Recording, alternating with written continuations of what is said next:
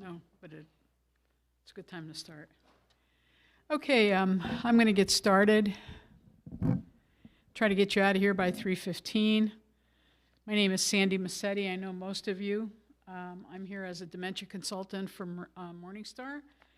And today's topic is the art of redirection. Many times when I've interviewed staff, especially even the Meaningful Days team that meets, and they're the group that really heads up any of the dementia in-services we have, and any of the programs or services that we're providing, including training to staff. I often hear when I ask, when someone's confronted with a behavior, what is one of the first things you'll do? And I hear redirect. And my Meaningful Days team has also been hearing that as they do surveys. So there's what you think is redirection in terms of techniques that are successful, and then there's redirection that, if not done well, will actually backfire on you. So I want to talk a little bit about the art of redirection, because there are certain steps that you take, and they're very simple once you start to learn about what they are. And so what I'd like to do today, according to the agenda, is just talk to you a little bit about the goal of redirection, a little bit about some of the scenarios where you would use redirection. There are two basic types of redirection and communication, I should say, that we use when we redirect, and one is words and one is behavior. Okay, so those, to keep that in mind, words and behavior. And then we're going to maybe do like 5-minute little task where we'll break off a little bit, and I'll explain what we're going to do during that time. But I'm going to give you a very simple scenario and ask you to use those 3 steps, work together maybe with someone else. I think we at least have 12 people here, I'm not sure. But the critical part of this right now is that you hear the beginning part, because without that you won't be able to do the exercises. So the goal for redirection always is to lower your stress, the stress of the caregiver, and the stress of the resident that has dementia, that's exhibiting some type of behavior where redirection would be really successful. So sometimes you can lower the frequency of that behavior, sometimes you can lower the intensity of that behavior, or the duration. How long does it go on? And oftentimes, if you use redirection successfully, you can use it, it can stop that behavior for an entire day, sometimes more.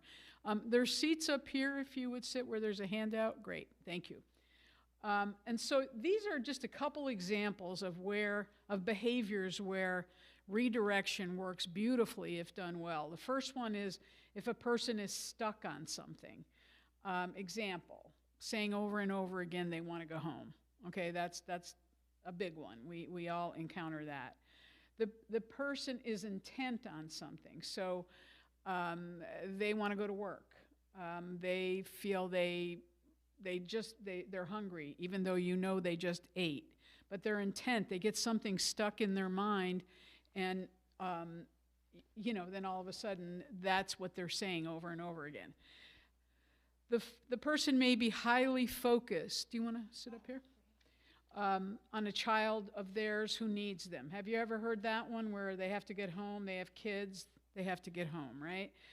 They're upset, and they're insulting or accusing a caregiver about taking something from their room, about something they lost. And these behaviors are real to these people, and they get stuck in their mind, and they repeat them over and over again. You also have the person who repeats something over and over again. That's another behavior where redirection could work.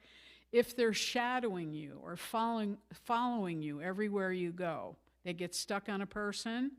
You might be their primary caregiver. You might resemble someone in their family. They get stuck on that, and they shadow you. We hear this a lot with people that live at home and are the only caregivers. They live at home with someone with dementia, and one of their the care partner's biggest concerns, or I guess frustrations, is they can't be out of eyesight from that person. So they follow them all over the house. And that can, wear on someone after a while. And then finally, another good example would be exit seeking or wandering. Okay, the person that is trying to leave and is really trying to go to every door they can, is very agitated. So agitation, too, can be something we use redirection with. So let me talk to you a little bit about redirection communication. First of all, it's like learning a new language. They are living in a different reality than you are. And it takes a different type of communication to kind of get them to hear you or to respond to what you want. And it is a different language, and we have to learn how to speak in that language so that we're successful. Sometimes it feels awkward, it feels unnatural, especially at the beginning when you're using redirection techniques. It may seem a little awkward to you or unnatural, but it is the communication that needs to happen to get someone unstuck. Okay, and so we need to talk about that. So keep an open mind, be willing to experiment. Sometimes try different approaches. Sometimes it takes a little bit longer with certain people, and in some cases, you're successful right away. Okay, so let's talk about the words approach. There's 3 steps, and I put them at the bottom of your agenda. So the first one is to validate what they're saying. And I'm gonna give you a good example using all 3 at the end of what I'm saying now. The second one is to acknowledge the emotions and feelings behind what they're saying. Okay? So validate and acknowledge the feelings behind it. And the third one, and this is the most critical step, is asking for further information from them in a concerned and compassionate way. It has to be genuine, all right? Because they see right through you, keep in mind, you know that. They know when you're not genuine in your response to them. One thing that stays intact longer than anything else are feelings for people with dementia. So they could feel if you're tense, impatient, upset. They can feel that. So asking for further information in a concerned and interested way is the key, is how you get to successful redirection. Okay? So it's remembering 3 things. So we're going to do a little practice in a little while, but let me use an example of take me home. Okay? Or I want to go home. I'll use that. So step 1, the validation, may be simply that. So you want to go home? Okay? So it's a simple validation. You just validate what they just said. You almost repeat it. So you want to go home. Or if it's anger, so, it seems like you're really angry. You validate what you see. Then when you're acknowledging the emotions and the feelings behind it, you might say something like, so do you miss your home? That would be something you could say. I also wrote down that's an acknowledgement of the feelings. Yes, and they may say back to you, yes, that's what I've been saying to you. I want to go home now. Okay? So the most important step, and we as caregivers want to fix things right away. So we like to fix it right away. And with this type of communication, you almost have to massage it a little bit. You have to have a little bit of conversation before the fix can take place. Okay? And so you want to keep your ears open to any clues they give you in response to what you just said when you're acknowledging their feelings. So keep in mind what they're saying. They may say, yes, I have to feed my family, or I have to let my dog out. My husband's coming home from work. You keep track of some of the things that they're saying that way. And then you'll be able to redirect and use the 3rd step in a more natural way because it's based on something they just said to you. So that's your golden opportunity, is listening to what they say after when you acknowledge the feelings behind. Okay? All right, so then you would say in that third step, tell me something about your home. Tell me something about what you love about your home. What do you miss most about your home? Okay, now you're listening. So the person says, I miss all my beautiful plants. I miss my garden. I miss my sewing room. I miss cooking in my kitchen. These are some responses you could get back. So you might say, and this is where now you're at the point of beginning to redirect. You may say, you know what? We have plants over here that we really need to have watered. Would you help me with that? Would you help me do, you're asking for help. Now, one thing, unless a person is really, really agitated and aggressive, you can come up here, there's handouts if you want, okay? Got them? One thing we know about residents with dementia is if you are kind and concerned about their feelings in the beginning, and then you ask for help, they're almost always likely to say they'll come and help you. So your goal is redirecting them. You're redirecting. So now you're going to go to where there's plants. Maybe you're going into their room. And while you're there, you might say, hey, would you like a drink or a snack, or do you need to use the bathroom?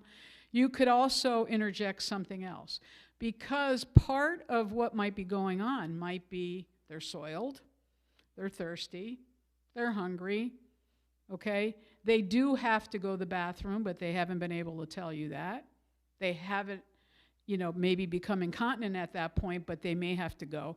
So you can be redirecting on a couple different levels. So you're taking them to some plants to water. In the meantime, you're stopping for a snack. Maybe you're going to the bathroom. This is slowly but surely taking their mind off, I want to go home. Okay? And you can be very successful based on what you know about that person. That's why knowing a little bit about that person's life story is important, because that gives you some clues into who they are that you would be able to use in redirection. Okay?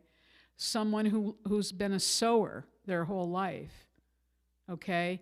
You might be able to go get some material that you have or something that they could help stitch or do something like that to help you out. But it's all in the name of, will you help me? I need your help, okay? If they say they miss someone that lives in their home, all right, you'd ask questions about that person. Okay, tell me a little bit about your daughter. How old is she? What's her name? Okay, do you have any pictures in her room? Yes, I have. I have a picture. I have photos. I have an album. Let's go take a look at it. Okay? So these are just examples of, it's simple, right? It seems simple, right? And it is simple. But you might go into their room and notice that, yeah, they do have a photo book. So you can sit down, and if you don't have the time, maybe you could just have them page through maybe you'd look at one or two and say, look at, I'll try to come back in a little while if I can, but why don't you go through your book? And maybe we could talk about some of your pictures. So you go through, you're reminiscing, you're bringing reminiscence into it, and you're talking maybe about special events, like it looks like it's a wedding in this photo album, and so you're doing those things, and eventually you have successfully redirected. It may take 5 or 10 minutes of your time, but it takes many, many minutes when someone is stopping every person saying, I want to go home. So if someone takes the initiative to do the proper steps for redirection, you can probably be successful. Now, some things you wouldn't say, but we hear them all the time, and this is our opportunity to educate staff who may be saying things like this, because this backfires all the time. You don't have a home anymore. You live here. Okay? This is your home now. Staff aren't doing that to be mean in any way, but this is what some staff might say. You can't go home. There's no one there. All right? The door is locked here, so we can't leave. There's nothing more frightening to a resident for you to say that they're locked in. I would avoid touching them during that period of time if possible. You can guide with your hands. You might be able to just hold an elbow or something, but you don't want to touch them. Sometimes that can cause an aggressive reaction, especially if they've been stressed out. Okay? So don't change the topic that they're on immediately. Go through the process. So they can pick up your concern about wanting to kind of alleviate their stress that they have and wanting to go home. They start to sense and feel that you're being concerned for them and that you're going to help. Okay, and that's the key. So go down this more natural path of communication versus jumping right in and either one saying something that they can't hear at that point in time, or redirecting somewhere else and they're not ready to be redirected. Okay, that's key. That's that whole thing if we want to fix right away. Wait your turn. Give it some time. Okay, so the second the second type of communication with redirection is behaviors. And this is where there's little or no words. Okay? So I'm going to give you this example. The person who's shadowing or repeating themselves, the same question over and over, kind of wearing you down. So instead of, without saying anything, you know that they love country western music. You might play some music nearby that they can hear. That sometimes can be enough to distract someone. They like to sing and dance. You might dance with them or sing with them.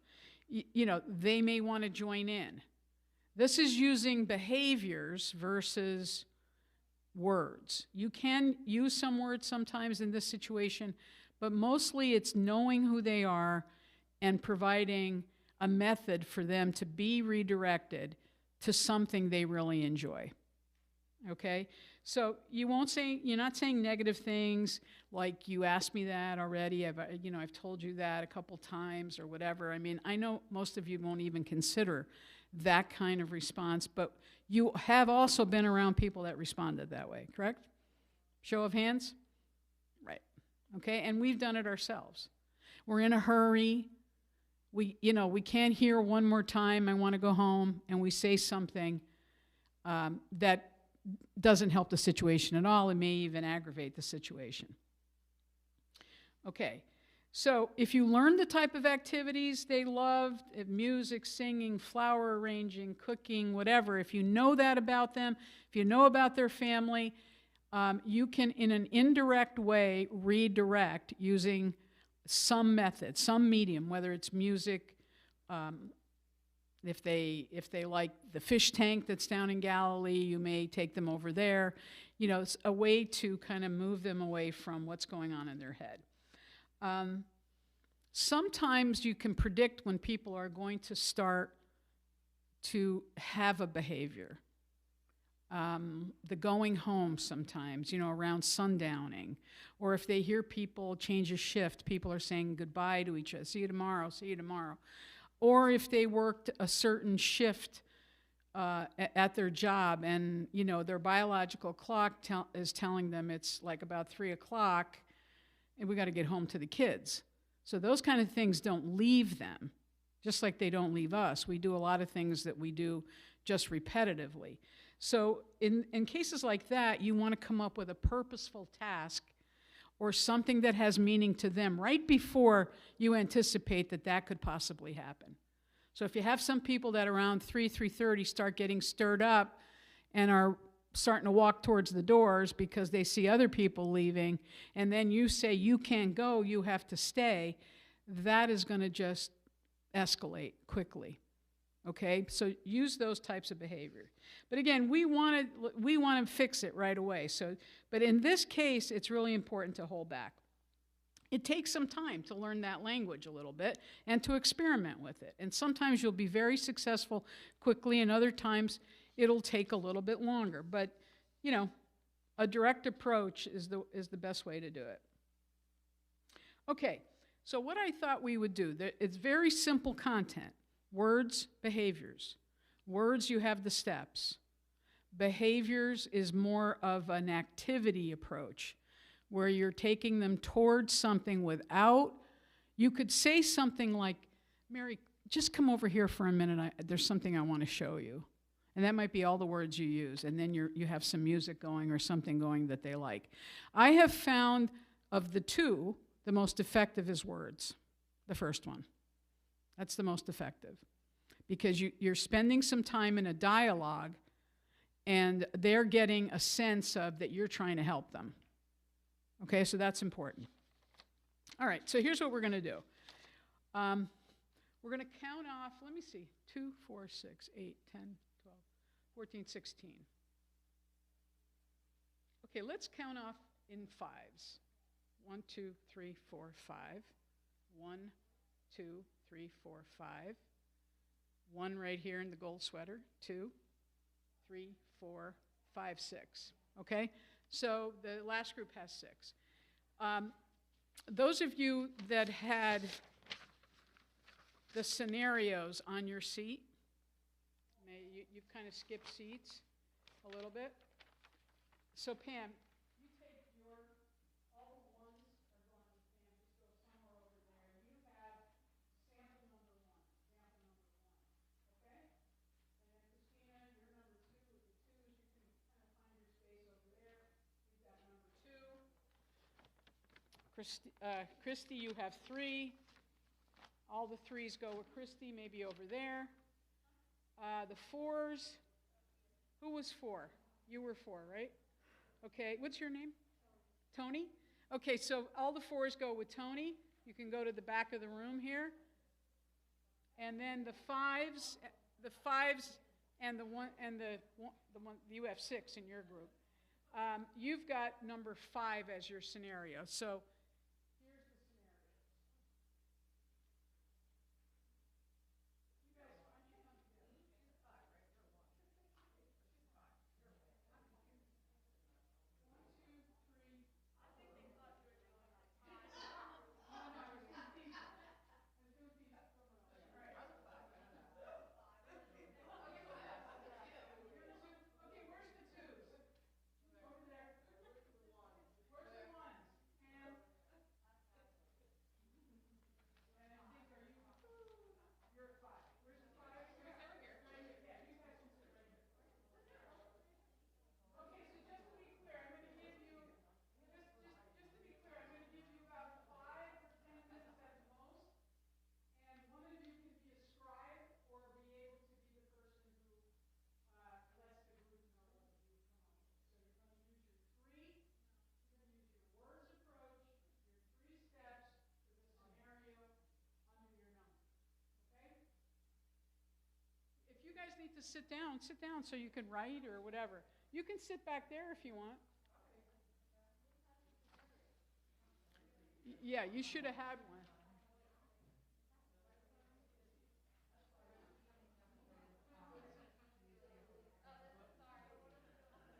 Does everybody have a scenario? Yes, this is good. You guys back here have a scenario?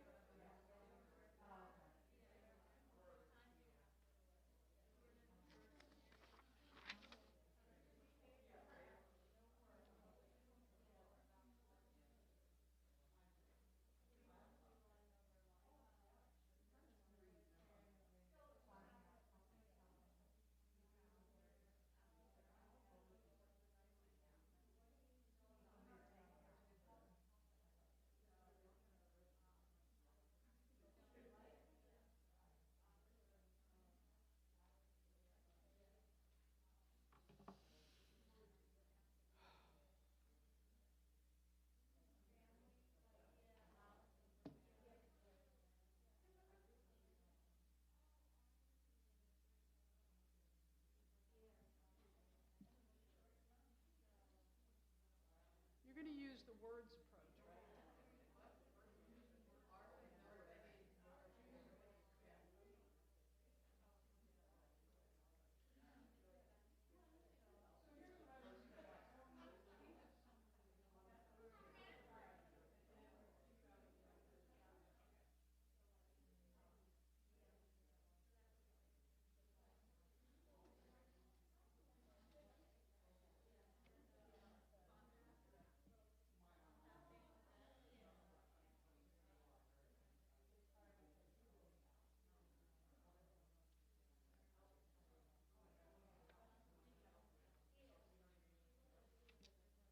Okay, we have 5 more minutes.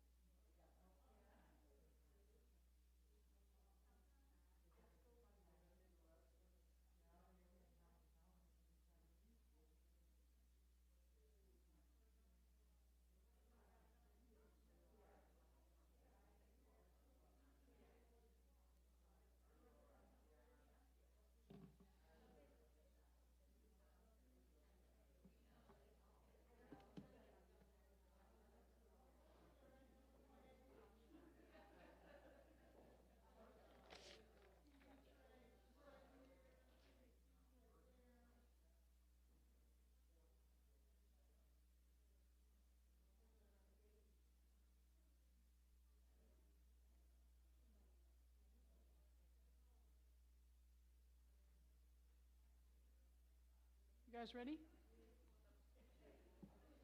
If you're ready, just come back to your seats. You only wanted us just to do Number 3. answer for that. Okay. Okay, whenever you're ready, we don't have to go in order if some of you are still working on it. Okay, this is about repetition right now. Okay, this is about ingraining the 3 steps in your memory and then hearing what others are saying. So who's going to speak for group number 1? Pam? So Pam's group had exit seeking. I want to go home now. And they're using the words approach. So Pam, you want to come up here because we need to be at the microphone. I'll tell you about that later.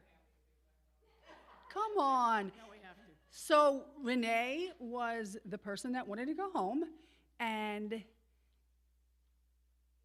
Lenita, I knew that.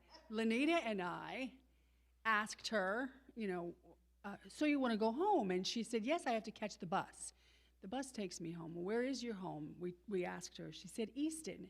What are you going to do when you get home? She said, how did you validate her feelings? There's a step in between. Yes, we asked her. She said she wanted to go on the bus, and we said, so you want to go home on the bus? And she said, yes. And are you afraid you're going to miss the bus? Okay. And she said, yes, that's what I'm afraid of. I'm going to miss the bus.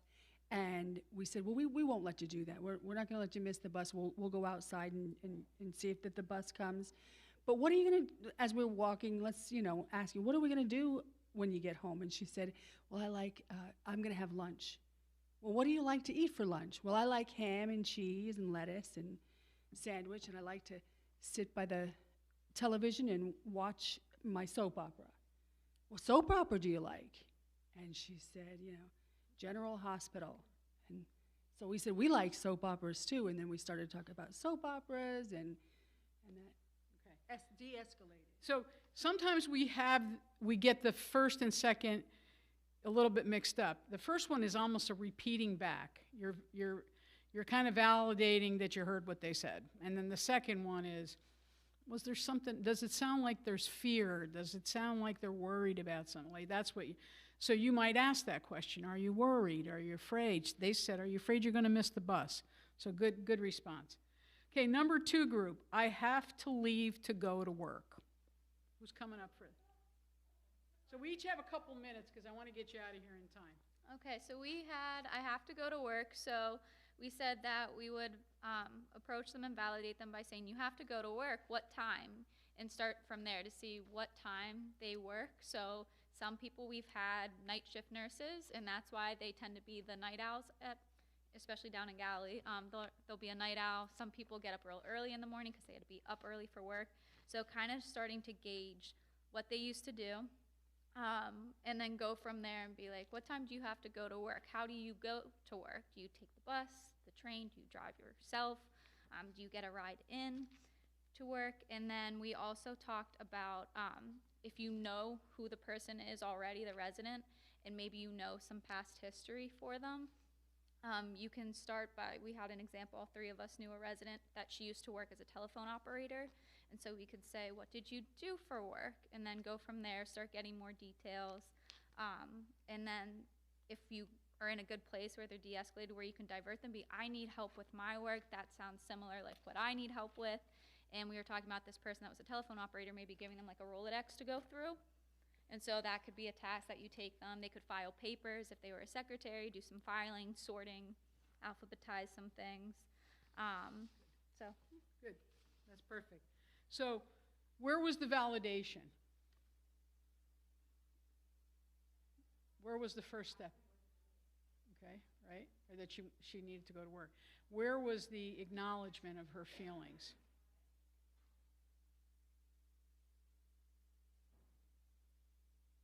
How did you acknowledge her feelings? The feelings behind, I want. That's right. So you're trying to get some information. Some people have used a scenario where they say when it's work, Mary, it's Saturday. We don't work on Saturday. Oh, she says, okay? So it could be Saturday every day for residents with dementia. And that's one way to get them off work. None of us work on Saturday. You don't have to go to work till Monday. And that might be all they need, is just that fact, okay? Third group, help me, using the words approach. It's a little harder, I feel, because you don't really know like what somebody needs help with. So the first thing was, what can I help you with? If you're approaching somebody, you hear them, you don't know what's going on. So, it could be somebody who's cold and they just need a sweater. So, what can I help you with? I'll go get you a sweater. So we put that on there. I hear you asking for help. What do you need? Depending on the answer, acknowledge what they are saying, communicating. Is everything okay? And again, what can I help you with? Okay, all right. And so the actual then, the third step in that case, where you're actually starting to redirect. So you're at help me is a tough one. You want to make sure even before you approach that person that you've talked maybe to the nurse to say, do we suspect that this person could be in any pain? But you can also ask the resident, are you in pain? Okay, that's kind of getting behind the feeling, because maybe there's pain, and maybe they'll say yes, and maybe they'll even tell you where, okay? The redirection would be, again, the ask for help. Can you help me? Can you help me over here? I really could use some help. This is what I need. If you know something personal about them, you bring that in. And make sure you have, that whatever that thing is that you can bring them to take care of. Okay? All right. Very good. Number 4, verbal or physical agitation, banging on the table or yelling at another resident using the words approach. Okay? Hello. Take your mask off. Oh, okay. Hi. So the first thing that we talked about was we want to make sure that the situation's safe before approaching it. You don't want to get involved in anything that's too dangerous. And then just acknowledging the frustration. I can tell you're frustrated. You seem angry. And then moving forward to asking, what's making you feel that way? Why are you upset? And then kind of just redirecting from there, because the answer could be many different things. What would you pull into? Who could add to that agitation?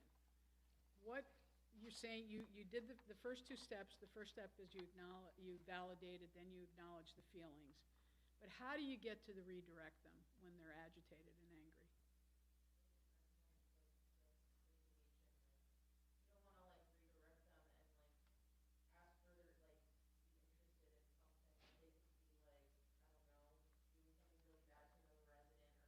Mhm.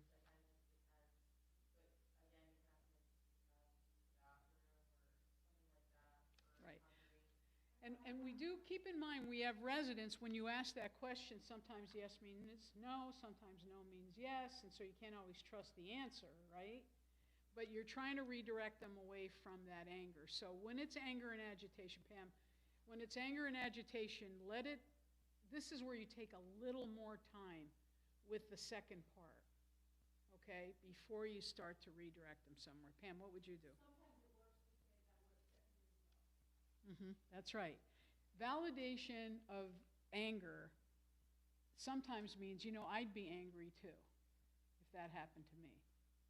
Okay.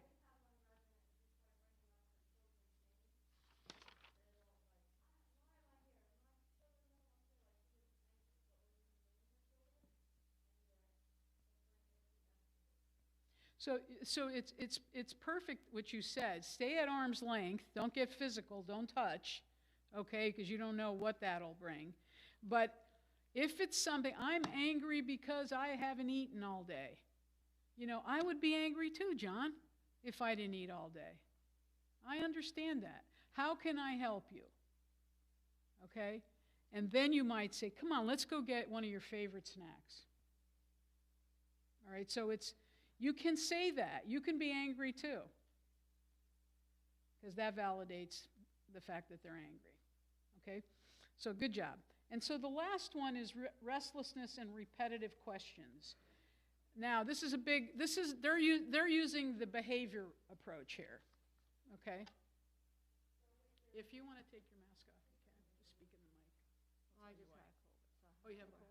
No, I don't have it now, Okay. but I had it. All right. So, I'm staying far away from we have somebody like this. So you have to know their likes and dislikes.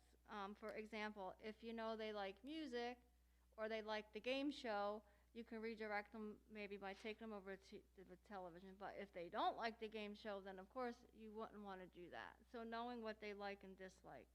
Sometimes like knowing what their occupation is. Like we know somebody who is a nurse, so she likes to do filing. So we'll just give her like, a bunch, not really communicate because she's hard to, she'll like cry, but she doesn't like to be consoled. Like she don't like to be touched in that. So sometimes doing that or giving her coupons to clip, it like distracts her. Knowing what their favorite foods are, we can offer her her favorite snack without, communicating a lot there. Sometimes, like knowing their family, but that would be talking. Sometimes she does. This one likes to fold laundry, so we can give her a basket of laundry to fold to distract her. So. Okay, so you're on the third point. You've got what you're going to do, for sure. Right. You're going to try to utilize something from her past that's important to her that she likes to do, but she may not be ready for that right away. To go over to the TV and watch a program, or to do one of those things you suggested. But you can get her to that. But you may have to massage the beginning and do a little validating and a little more discovery. Right. Okay? So the words approach is easier to follow. There's a lot more you can think about than it is behaviors. But the reason they have behavior versus and not and words is because some people can't understand what you're saying. Okay? They can pick up on your feelings and your concern. And if you gently take them to something or play something in the background, like you're playing some favorite music or something like that, it's the repetition or the banging on the table, I should say rather, that you want to stop. And you sometimes just holding their hands. Okay? If I do this, I may want attention. I may feel lonely. I may feel like I want someone to stop by and say something. So if they're a person that will allow you to touch them, then you can gently comfort them in some way. Okay? Good job. The last one was crying in their room or moaning in the dining room. We can skip that one, but there is one thing I wanted to just talk to you about before we break up. How much time do we have? About 5 minutes? 4 minutes. Okay, so if a resident is holding on to something that is dangerous for them, they shouldn't have, they picked up your meds on the med cart, they're holding on to something that they should not have, okay? Something you don't want them to have, something that might be dangerous, something that's not theirs, that agitates another resident because they took it from their room. Trying to get it away from them never works, right? It kind of escalates. They hold on to it further, and then they start to hit you because they don't, that's theirs, whatever it is, right? So, and they get very frustrated and they kind of push back. So you don't get anywhere with that. You've probably all been there. So the best thing to do, and it's a simple thing, is just replace it. Replace it with either an activity or a thing. Okay, so let's say they have a favorite stuffed animal. Let's say they like the babies or the something on the unit that they might hold. You just ask them, would you hold this for me? Okay, and oftentimes you'll be able to get whatever they have away from them easily and without much fuss. So you want to give them something to hold on to if possible as a replacement. You want to maybe give them a drink of iced tea. They love iced tea. Here's some iced tea. I know you love it. Or here's a cup of coffee with a cookie. I know you love that. They're going to drop whatever's in their hand for something that they enjoy or want more. Okay? That thing, whatever it is just something that they're hanging on to, like clutching for comfort. And so the last thing we want to do is to grab it away or say you can't have that or you can't hold that or you can't touch that. Okay?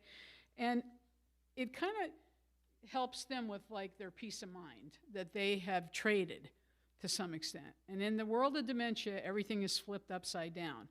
And some things are logical and some are illogical, but they both work. Okay, so try whatever comes into your mind. Okay, so you did a great job. They were simple, but I wanted you to get into thinking about the 3 steps. So the next time you're faced with any of those scenarios, try it out, okay? Don't just leave it here, okay? Try it out in the real world and see if you've been successful with it, okay? So if I could ask you, just because I have to collect evaluations whenever I do anything, if you would just take a minute. This may be very simple for you, for some of you that are been working with dementia for a long, long time, but I think it never hurts to reintroduce. And now when we go out and do surveys and we hear redirection, I'll probably be asking, well, give me an example of how you would redirect in this situation, okay? So you worked well together, and thank you for that. Please remember to sign in on the way out so you get credit. You can put the evaluations right next to the sign-in. That's perfect. Massetti. Okay? Thank you, everybody. Have a great day.